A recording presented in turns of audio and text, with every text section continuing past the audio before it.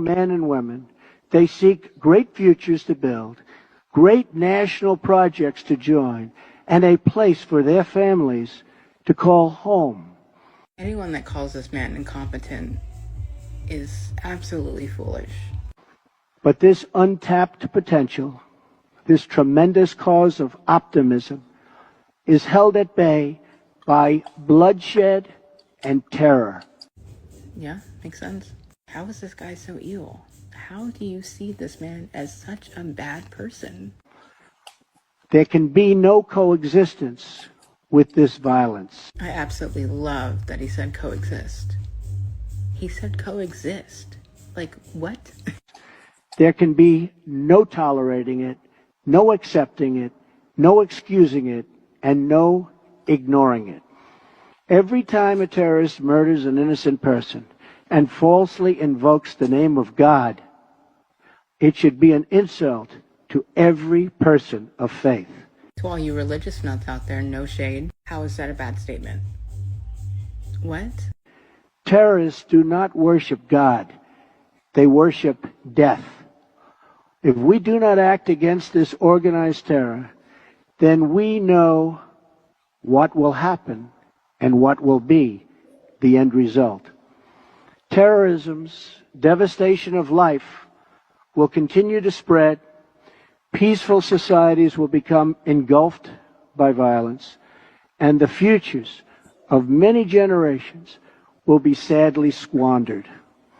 If we do not stand in uniform condemnation of this killing, then not only will we be judged by our people, not only will we be judged by history, but we will be judged by God.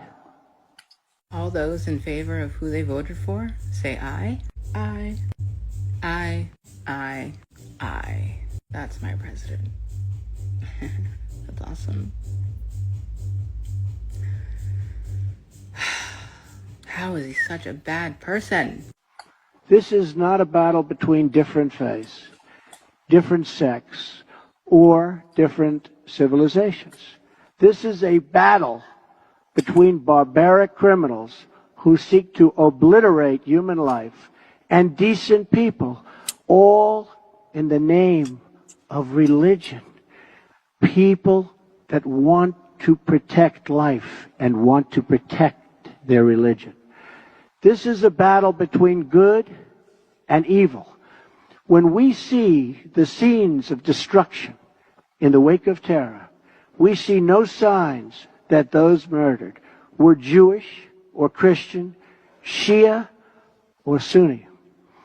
When we look upon the strains of innocent blood soaked into the ancient ground, we cannot see the faith or sect or tribe of the victims. We see only that they were children of God whose deaths are an insult to all that is holy.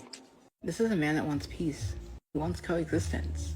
He wants us all to thrive. And I don't know where this ruse is. It seems like it's too good to be true, to be quite honest. But I'm just going to go with the flow and take the W's while we can. You know? But we can only overcome this evil if the forces of good are united and strong, and if everyone in this room does their fair share and fulfills their part of the burden.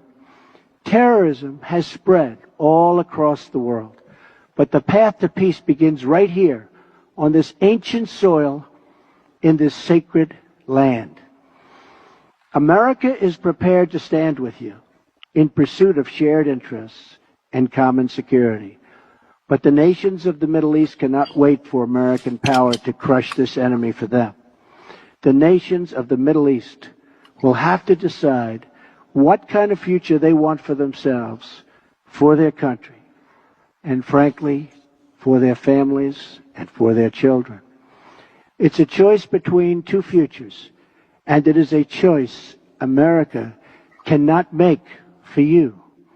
A better future is only possible if your nations drive out the terrorists and drive out the extremists. Drive them out. Drive them out of your places of worship. Drive them out of your communities. Drive them out of your holy land and drive them out of this earth. That was a 5-minute blind react to something that I think is very worth it and should be on every sort of news platform, but of course, it's not. That's great.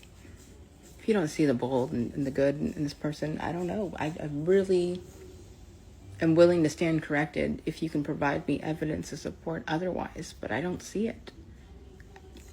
I don't see it.